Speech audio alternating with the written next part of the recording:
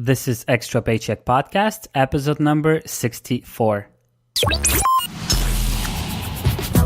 You're listening to Extra Paycheck Podcast, where you will learn how to build and grow your own successful online business. Now, here's your host, Alex Soul. Welcome to yet another episode of Extra Paycheck Podcast. This is episode number 64, and in today's episode, I'm joined by the same guest that appeared in the previous episode, number 63, Dom Wells. In this episode, however, we are taking a different approach, and we're talking about niche websites and affiliate marketing. So if you ever wanted to make money with a niche website, you must listen to this episode.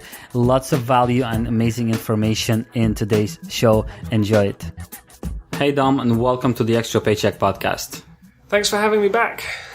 Please tell us a little bit about yourself and what is that you do as a business. I am the owner of Human Proof Designs, and we basically create done-for-you niche websites. Awesome. And for everyone listening to this episode, if you missed last episode, number 63, that's another episode with Dom, the very first episode I did with him. And this is when he explains in detail what he does as a business, how he grew his business, and how he's making a living out of it. So really, really interesting episode. And if you haven't already, go check it out at extrapodcast.com/63. And then listen to this episode or keep listening to this one because it's on another subject. It goes deeper into what Dom actually does as a business, and then go listen to the first episode. Once again, episode 63. So let's keep going with this episode. All right, Dom, niche websites. Please explain what they are and how they make money. Okay. So if you've ever done a Google search along the lines of what is the best, whatever. So what is the best razor? Or what is the best table lamp, yeah. Or what are the best Bluetooth speakers? Chances are one of the websites you clicked on would have been a niche website. Some of them might be these big tech websites, but more often than not, they're a niche website, and then they will have recommended you the best table lamp or whatever, and you may well have clicked on their link, gone through to Amazon and bought a table lamp, and you may have known it and you may have not known it, but you probably earned a commission for the owner of that website. So since you have mentioned affiliate marketing and the owner of that niche website receiving a commission when somebody buys something, and I've heard a lot of people telling me that this is a bad model of monetizing your website because people get upset when they find out that they are making a commission for you because they're paying more money and they're probably getting a worse deal because you have to get a commission. What can you tell us about that? So the price you pay is totally unrelated to the affiliate. If you click through that person's link and you go and buy a $20 table lamp, it's going to be $20 whether you go directly to Amazon or whether you go through that person's link. The only difference is if you go directly to Amazon, Amazon might make, $16 commission, profit, and they might make $12 profit if you go through an affiliate link. But the cost to you is the same.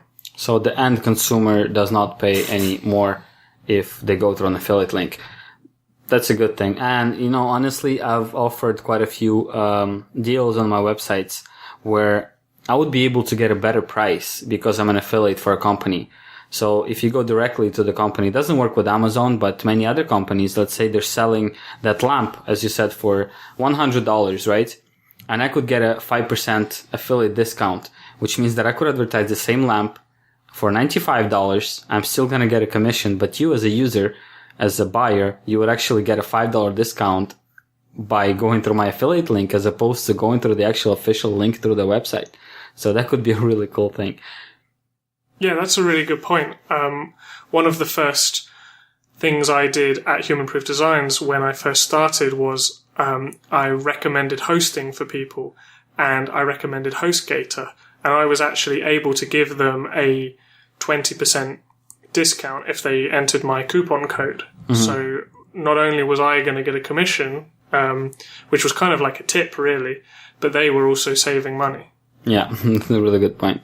All right, Dom. So let's go back to the actual niche websites. So a niche website, what is it exactly? You mentioned that we usually would find niche websites when we search for something, for a specific topic on Google, but can you go a little bit more in detail for those who don't know what niche websites are? What is that topic? What is that subject that a website could have? Maybe give us a few examples and explain in more detail what is a niche website exactly. Okay, yeah. So a niche website by definition is basically a website which just sticks to one topic and maybe even one small topic. So an example would be a website which just talks about table lamps, desk lamps. Maybe that's all they talk about. Maybe they branch out a little bit broader and they talk about lots of different lights and things, but they're not also going to talk about gardening and the latest sports stories or anything like that. Another example would be one of my first niche websites was about shaving.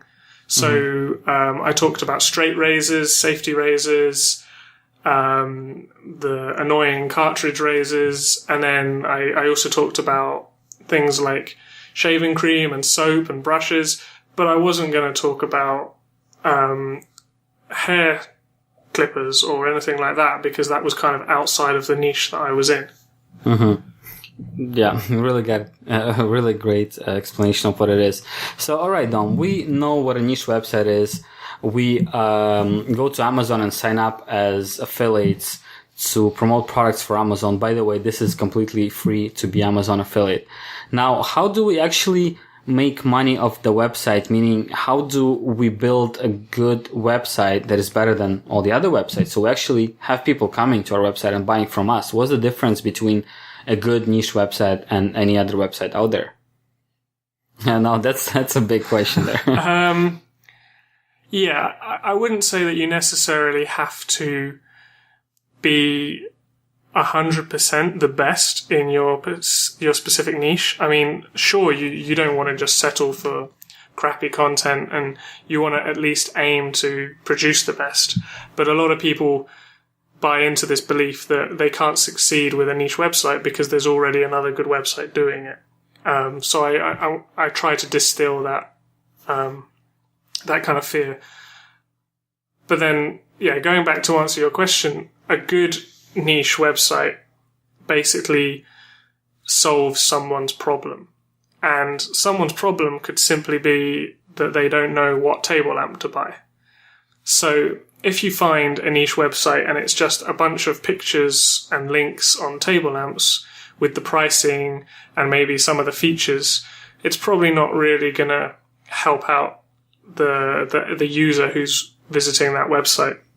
Whereas if it simply reviews the products and it says, this table lamp is great if you want this kind of situation. And, I don't really know what makes a great table lamp, but the person has put a lot of effort into it and they're basically telling the user, this one's good, but it's bad if you want this kind of experience. Maybe if you want to spend $50, you should go for this one. This one's the best one you'll get for $50. This one's not so good because maybe it falls apart because it was poorly constructed. And the user can read all this and it kind of educates them so that when they go over to Amazon, they know roughly what they want already. Mm-hmm. Yeah, that's true. And I think, in my case, for example, when I want to buy a table lamp, once again, let's say, right? Not me specifically, I don't want to buy a table lamp, but a lot of people, they would Google something like, unique table lamps or, fancy table lamps because they're not going to go on Amazon directly because a lot of people ask me, why would someone go through your website rather than going directly on Amazon? And that's usually my answer. People don't necessarily know what they want to buy exactly. That's the whole point. They want to buy a table lamp. They want it to be some crazy looking lamp with a design that none of the friends have. They're not going to go on Amazon and type crazy table lamp. They'll just Google it and they'll Google images and articles and blogs. And they're certainly going to find some website that showcase really original lamps that you never knew existed. And that's where I think is a good opportunity to get people, looking at through your recommendations and kind of buying what you recommend. But as you mentioned, Dom, it has to be pretty well done, and people have to feel that you actually are helping them out to make that decision, not just slap a few pictures, price point, and that's it. Nobody's going to buy from that website, probably. Yeah. And I think some people probably do search on Amazon. But I think certainly with some niches, searching on Amazon's not just enough. Maybe for a table lamp you can just search on Amazon, but then maybe afterwards you would go search in Google as well. Yeah. I know whenever I buy stuff from Amazon, I might search in Google first, I might search on Amazon first, but I'm pretty sure that most of the time I do both. And then with some other niches, like if someone wants to buy, for example, a podcast mic, just saying what's in front of me, they're not going to be able to find out everything they need just from searching on Amazon because they don't know what they need. The same with a razor. Someone might think, I want to buy a straight razor, but I don't know. Do I need one that's already sharpened? Do I need one which is, like, what fraction do I need to buy? Does the handle matter? So they've got all these other questions as well. And you can't really find that out by just searching on Amazon. You need to go to a website which educates you about that. Yeah, that makes a lot of sense. All right, Dom. So now we know what a niche is. We picked our niche. We started writing articles and helping people make a buying decision on a product that they want to buy through our website, right? But how do we actually get this website in front of the buyers? How do we get people to our website? Just maybe mention some of the ways how we could get this so-called traffic coming to our website and buying stuff from us. The most popular way is through Google, and that's the art of SEO, getting your website to rank highly. So if someone does search for these terms like best table lamp, your website's in the top 5. You don't want your website to be on page 5 because no one clicks through to page 5. That's the most popular way. You can also do social traffic, like maybe you have a Pinterest board which shows off all these different table lamp designs. Maybe you're active in Facebook groups. Kind of depends what niche you're in, and where your audience hang out. Maybe there's a table lamp forum. I don't know. And paid traffic is a possibility, although if your site is mostly focusing on Amazon, because not every niche site does, the commissions on Amazon are a little bit lower. So when you're paying for traffic, that's eating into your profit. So I try not to recommend people to go to Facebook. I recently did a case study to see if I could use Facebook ads to make an Amazon site money, and I think I probably spent about $60 and made 2. So that just might be that I am terrible at Facebook ads though. So yeah, I would say like forums, Facebook groups, Pinterest boards, things like that. But primarily you're going to be doing like what's called organic traffic, which is traffic that comes from search engines. Mm-hmm.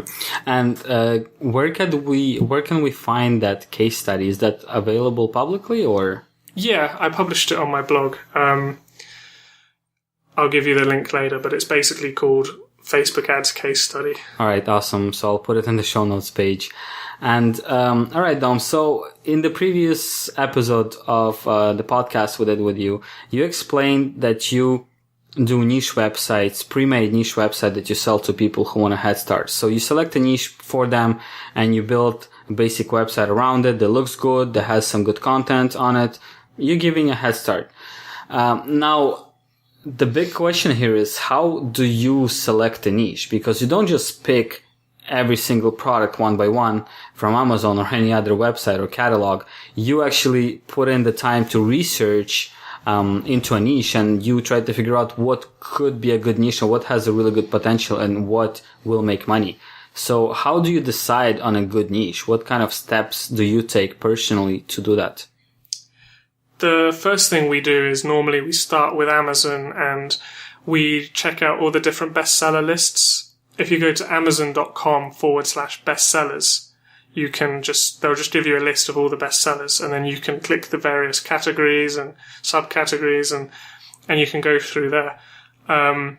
So we'll go through that and we'll kind of give ourselves like a bunch of ideas, like, okay, maybe we want to look into table lamps more, maybe we want to look into razors more, maybe we want to look into this or that. And that in itself can take hours just to kind of get this list. Then we generally do keyword research to see, first of all, we want to see, is there demand? Because some things, maybe they only get 100 searches a month and you think it's not worth my time.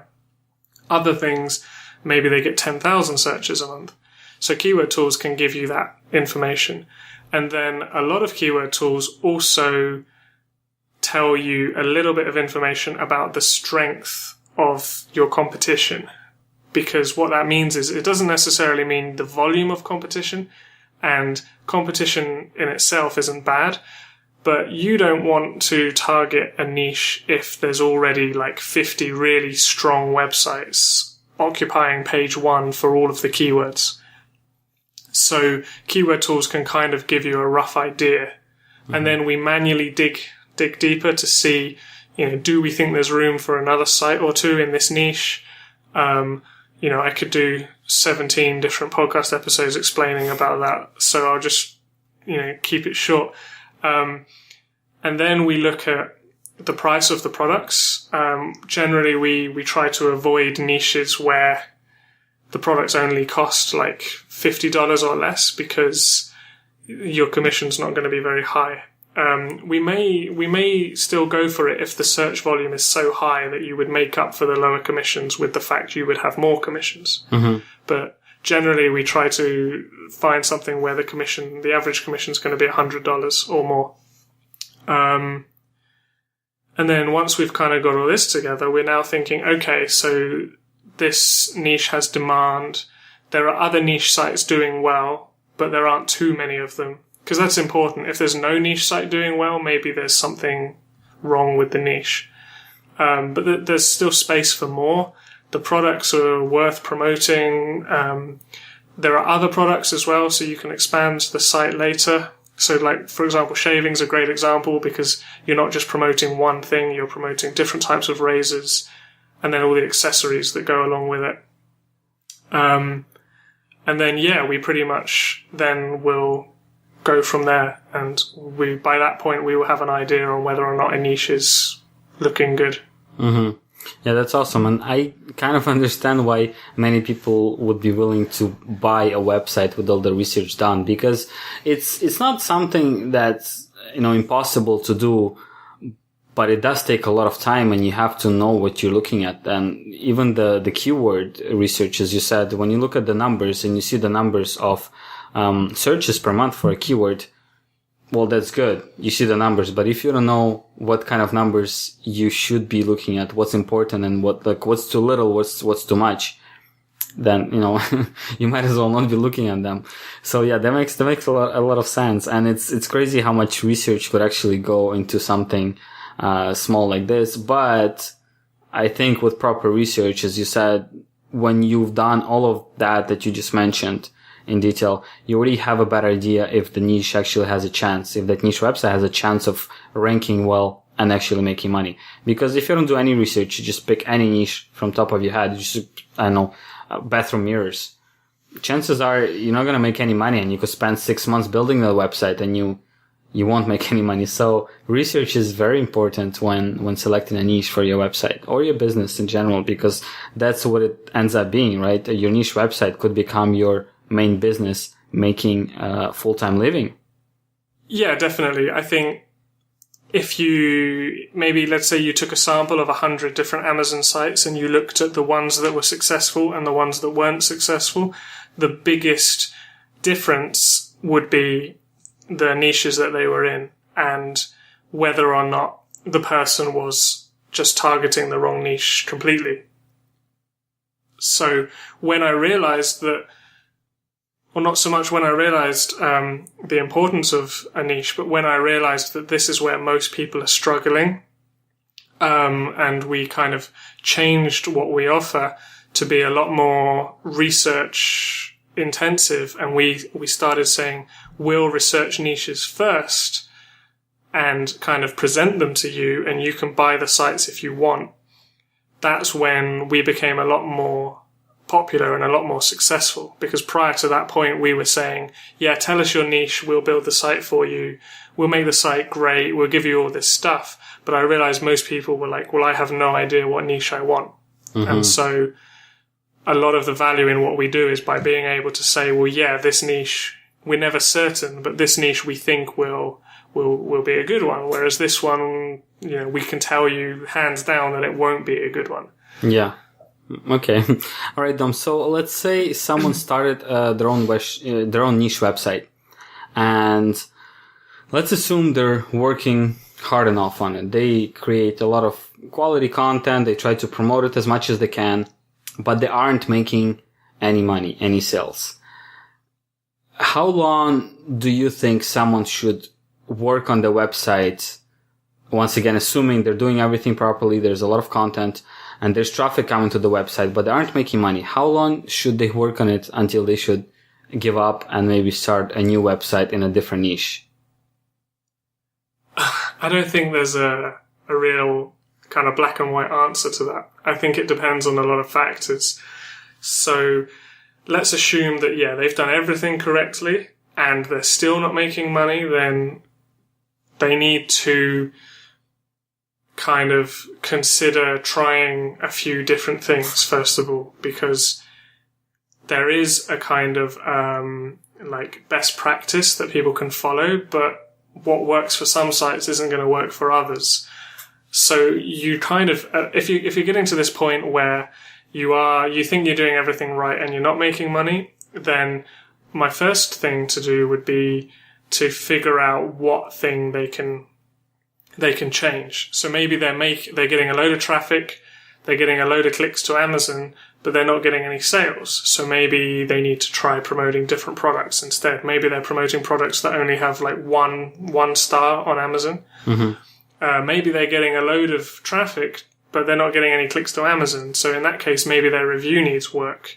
Maybe they just need more links. Maybe they've just got one small link at the bottom of the article saying, click me. When if they just had a bigger link, people would click it and they'd make more money. I know that my shaving site, to bring it back to that one, I know that for its first year it was making $50 a month, and I spent 2 hours tweaking the top 10 pages. So these were the pages that were getting the most traffic. And just 2 hours work, and I just changed the layout, and I put some bigger pictures in, and I said, this is the one I recommend. I think you should buy this one. And it went from $50 a month to $300 a month. Wow. Just like overnight. That's and then incredible. The next month I went, right, well now I'm going to do it to the top 20 pages. Yeah. And then by the end of the year, when Christmas came around and everybody's shopping online, that website made me $2,000. So I feel like there's never a black and white way, because there's always something more you can try. Yeah, I agree with you on this one. And I asked you because I have this question asked very, very often from different people on my blog. And my answer usually is that if you are doing everything right, if your content is as good as you're telling me it is, if you do spend time promoting your website and your content and you're still not making money, then there's something wrong, and you have to figure out what that wrong is. As you mentioned, are you promoting the wrong products? Are you targeting the wrong people? Because you can't be, selling razors, like straight razors, and targeting 70-year-old ladies, because they're not gonna buy that. And some people do that. They promote really wrong products to the wrong people. Or you are not getting traffic. I've heard that too. People tell me, I've been working on my website for a year. Everything's perfect, and I'm not making any money. And I ask them, well, okay, so what does the traffic look like? How many people do you get to the site? Like, well, it's been growing. You get about 4 or 5 people a day now. And I'm like, well, 4 or 5 people a day, it's not that you can't expect them to buy anything, but you can't draw any kind of decisions from that kind of traffic, because it's very, very small. Sometimes you could get 200 people on your website and nobody buys, and the next day you could get the same 200 people and 10 of them will buy. But even that, 200 people is not all that much, depending on the niche, of course. But, I think if you're not making money after a long enough period and you actually are working on your website, You have to try really hard to figure out where that flaw is, where that kind of, line, I don't know how to call it, where the problem might be, because I think there is a problem somewhere, especially as we mentioned right earlier. If you are doing stuff properly and you are getting a lot of traffic, you have a lot of people coming to your website and in fact they're targeted people, why aren't they buying? There must be a reason. It's not just, well, my business is not working. They're not buying for a reason because they're coming to your website. Obviously they're interested in that topic or in that product. But yeah, you have to dig deeper, I guess. Yeah. So there's, like we've just said, there are so many things that they could be doing wrong. And I think it gets quite frustrating for a lot of people when they think all I need is more traffic. And then after 6 months or a year, they suddenly crack it and they suddenly get traffic and they think, brilliant. Okay. Now why is nobody buying anything? And I often say to them, oh, okay, well, now you're getting traffic. This is where the fun starts, because now you can actually see if that comparison table you built is actually going to work. Maybe it's not. It works on 7 out of 10 websites. Let's see if it works for the other, for yours. If that doesn't work, you can try something else. I think there probably is a situation where people should abandon a niche. Maybe they feel like they're hitting their head against the wall. They are getting traffic. They have done everything and people just don't buy because, for whatever reason, there are always sites that, not always, but there are sites where this is the case. I've had a couple myself. But I wouldn't say call it quits completely. I'd say, yeah, go and start another website. Take everything you've learned. Because if you are doing everything exactly perfectly with this website, then you're now, you're a pro, you know everything. So go out and start another website and you'll probably succeed with that one. Yeah. But don't completely turn your back on the first one, because one weird thing about niche websites is, they do stuff when you're not watching. Like, I think sometimes they're a bit shy. If you're checking your Amazon commissions every day, there's no Amazon commissions. If you forget to check for a week, you come back and you've made $100. It's like, I don't know, like they wait for you to go out of the room and then they start doing something. That is so true. That has happened to me. And the thing with niches that don't work have happened to me as well. I found this, what I thought was a great niche, and I started promoting a product, and I didn't make any money for maybe 2 or 3 months working on that specific website. Then in the end, I abandoned it. And what I figured out that that's still what I think happened is that's in that specific niche, that specific industry, people were not looking for the products to buy. They were looking for information more than anything else on certain very specific topics. But this is why nobody bought anything.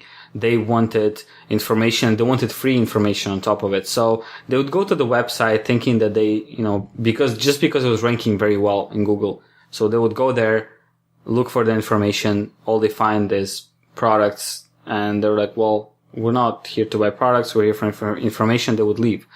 And I'm sure it could have done something with that website earlier. Could have built an email list and maybe come up with some kind of information product for them.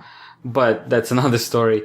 And yeah, I guess sometimes if you start hitting your head against the wall, like you said, if you hate what you're doing, especially that niche, then maybe it is time to let it go and do something that you enjoy more, at least a little bit. Because at this point, every niche website that I'm involved in, or that I actually start, still brand new niche websites, I try to start websites in niches, in industries that I really, really enjoy myself. Because it makes it so much easier for me to write the content and to do the research and to do the outreach as well, because I'm connecting with people who I know are passionate about the same thing as me, who have the same hobby. So it just makes it a lot more fun and a lot easier for me. But that's also another story. Yeah, I certainly think if you're going to go with like an authority site, so a quick definition, like a niche website maybe only has 40 pages. Whereas an authority site would be something like Extra Paycheck, where you're always adding new content and you're really thinking about, I'm not just trying to make money off my audience as much as possible. I'm trying to, first and foremost, I want to give them as much value as possible, and the money will take care of itself. If you're going to operate this kind of website, then yeah, interest is huge, because worst case scenario, you enjoy yourself. Yeah. For the smaller ones, I don't fully believe that you need to be absolutely interested in your niche, but of course it helps. Well, the thing is, I think if you have a small niche website, right, and you spend some time working on it, and you're promoting bird cages or something, which I don't know how many people are passionate about bird cages. Birds, yeah, but not bird cages. But the thing is, when you start making money off of the website, you will become at least a little bit passionate about the subject because it's bringing you money. That's, That's actually, yeah, like somebody once said to me, he came to me, he sent me an email, he said, Dom, I've been trying to figure out a niche for a year. Everybody says follow your passion, but the problem is if you have a website about your passion and it doesn't make you any money, it's not your passion anymore. And if you blog about something else and it starts making you money, you're going to get passionate about it quite quickly. So I like to say, choose a niche that you think you could get into one day. Like when I started my shaving site, I started off just talking about straight razors, and at the time I didn't use a straight razor, I used a wet razor. Yeah. But I felt like straight razors were kind of cool and I could get into it. And as the site grew, I got more and more into it. So that's how I kind of found my first success. Have you used straight razors since? Yeah, but I don't own that website anymore. So Okay. Cool. I go back to maybe shaving every once a week or something. Mm-hmm. And this is really funny because at some point I was involved in with a dog training niche, and I was selling some like online courses on how to train your dog and stuff. And that's something, once again, I wasn't passionate about it. I like dogs and I had a dog as well, but that was the thing. Once I started making money selling those courses, right, I started being more and more interested in dog training, just because the more time you spend doing research and promoting these products, the more you learn, of course, on the subject. And then you kind of become an expert, at least compared to like 99% of the world. You know a lot more on the subject, so you are an expert. And I remember at some point getting like in fights on forums with people, like dog training forums. And I was like, no, that's not how you train this kind of dog. Like, I know better. And I've never trained a dog, but I've learned like so much on this very specific training and this very specific breed of dogs, right? That it kind of becomes not a hobby, but I guess when it becomes your expertise in a way, you can't help but being like interested and paying attention. So it does become your hobby somehow in the end. Once again, when the money comes in, it helps a lot as well to make it into a hobby. Yeah, I think it really starts to shine through as well. Like your content on that dog training website probably started to, like, people read it and probably thought, wow, this guy is really into training his dogs. Yeah. Like I remember with my shaving website, I realized, I know absolutely nothing.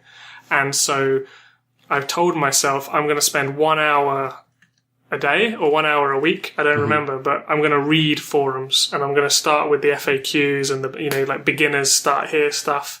And I'm just going to educate myself. And, that's great because your content gets better, but also you come up with ideas because when you're curious about the niche, you know what to write about because you're thinking, well, like if you're blogging about watches and you think, well, why is it called a dive watch? Okay, great. There's your next article. Yeah, that's actually a very good strategy you just mentioned, because if you don't know much about the subject and you're asking yourself this question, chances are there's thousands, if not millions of people asking themselves the same questions. And if you could give them an answer to that question, that would be really awesome. Yeah. And that kind of leads into another thing I was going to talk about. And that's, a lot of people think, how can you have a niche when you aren't an expert in it? Or they think, how can you review products when you don't own them? Like, I'm sure you, having never trained a dog, you maybe have never used like certain dog training tools. Like, I don't know what they are, but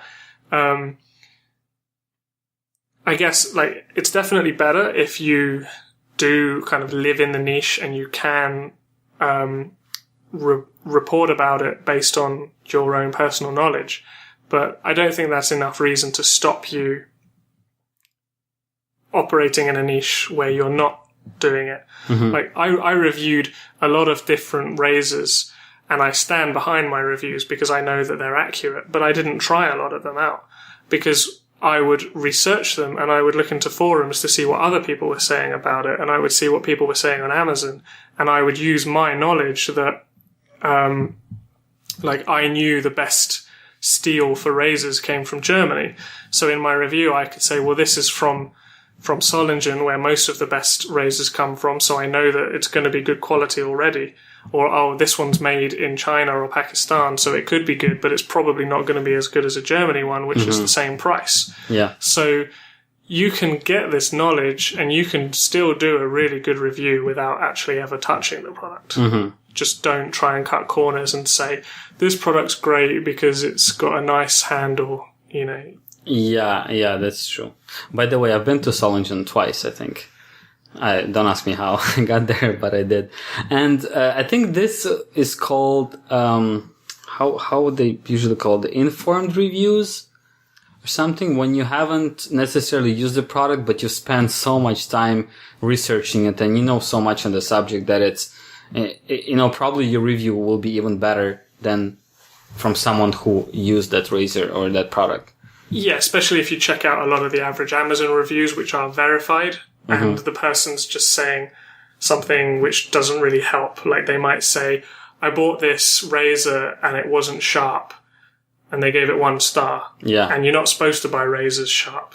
Okay. You're supposed to buy them and sharpen them, and they kind of become sharper over time. I'm not going to go into it. But you might think, well, I'm not going to buy that razor. It's not even sharp. When someone like me could actually tell you, having never touched it, that's a good razor. Wow. Okay. Yeah. That makes a lot of sense. And I think, because I know that a lot of people are kind of iffy about that whole thing of reviewing something without actually using it. And I've done that several times too, but usually it comes to like, info products. And with time, with having experience in that niche, you know, when, you know, let's say when there's a scam online, it's a brand new scam, because you know all the signals of a scam product, and without even reviewing anything right away, within a second, you could be like, this is a scam, I know it. And then you could do into research and show people, look, this is why it's a scam. And, you know, often enough, you could actually do buy a product because you will try to get a refund. But just to prove a point, you'll be like, look, that's exactly what it is. You shouldn't have bought it, but you don't need to own it. In many cases, once again, when you become an expert in a niche, you need to own a product necessarily to make a good informed decision and an informed review and tell people exactly what they need to know about it.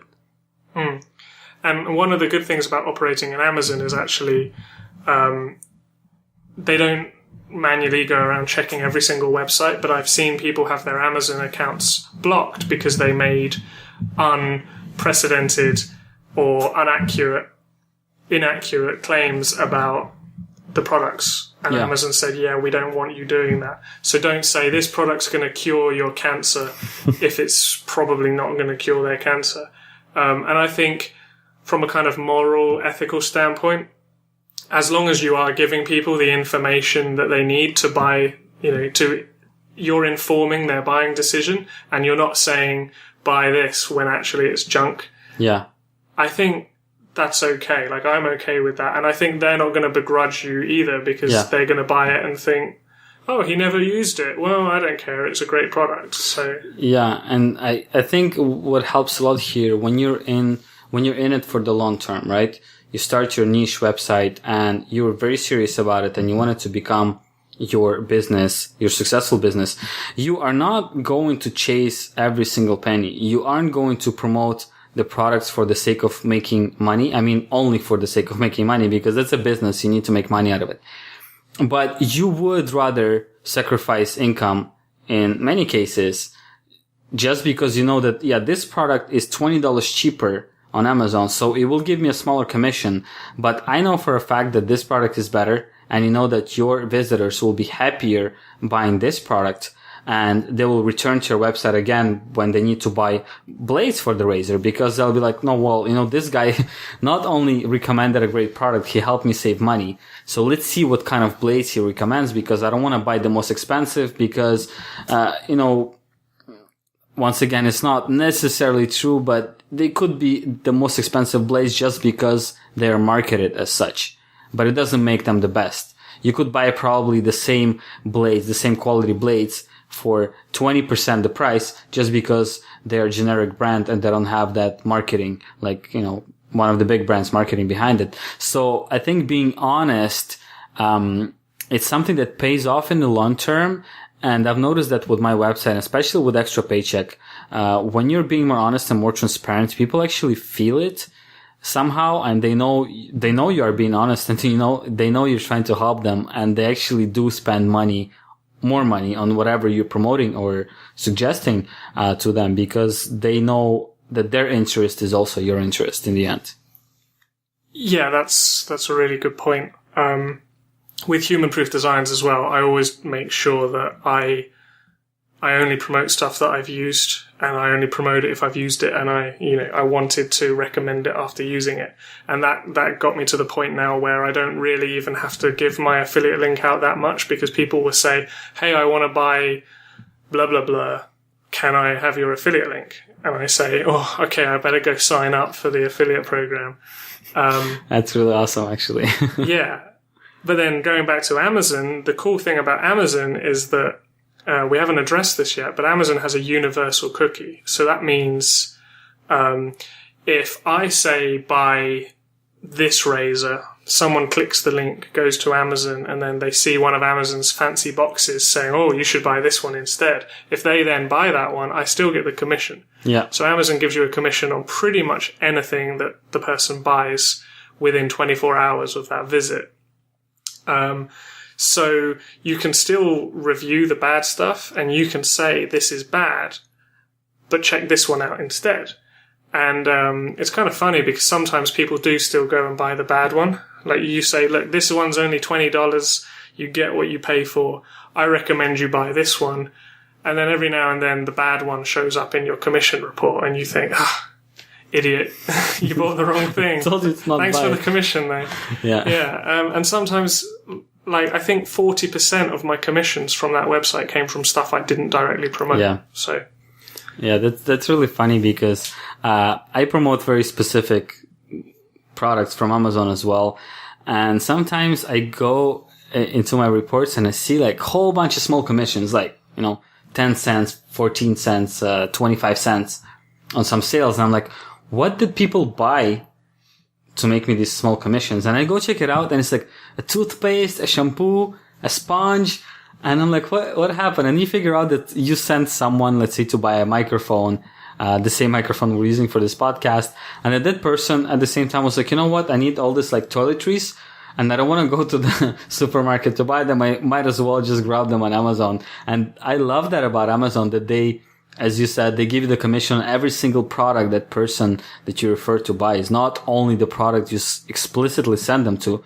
Whatever they buy, you get the commission on, which is, could be really, really cool in the long term as well. Yeah, and it can be something really, really expensive as well. I've had people buy, like, they've spent $2,000 on a home gym before. I had someone last Christmas buy a $1,000 watch. So I think I made a $75 commission, and I was a bit annoyed at the time because the watch was discounted from like $3,000. And I remember thinking, cheapskate. Yeah. But yeah, that's one of the real beauties of Amazon. Yeah. And it allows you to just focus on, just give people good content and just help them, and Amazon will take care of the rest. Mm-hmm. All right, Dom, that's awesome. And now I know a lot of people listening to this very episode of this podcast, they're asking themselves, because I get that email all the time, can you actually make a full-time living with a niche website or a few niche websites? Is that possible? Yes.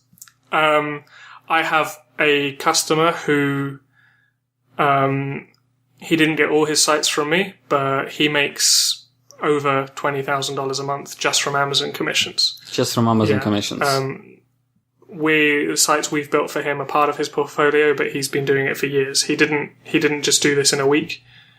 He's been doing it for years, and he's moved to the Caribbean, and he lives that lifestyle. That's really awesome. And you hear about, he's just one example. There are dozens of others like him. And that, by the way, people listening to this podcast, if you're making $20,000 a month from Amazon commissions, that means that you're bringing in, I would say, around $3 million worth of sales through Amazon. And as Dom said, that's possible. That's a huge number to think about it. But yeah, man, it's possible. And this is just one of the examples. Yeah, he's someone that I know for a fact isn't making it up, because I know him well enough. But yeah, there are people out there who make more than him, like way more than him. I know someone that was able to negotiate something like a 15-20% commission from Amazon, because when you're bringing in that many sales, Amazon will give you a higher commission. They want to keep you as an affiliate, that's for sure.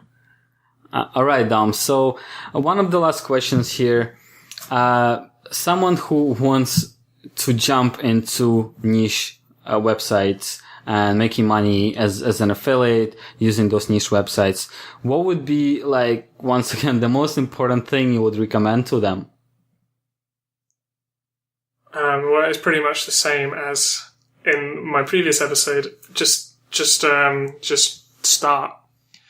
Don't worry so much about if your first website is going to succeed or fail, because even if it fails, it's going to teach you something.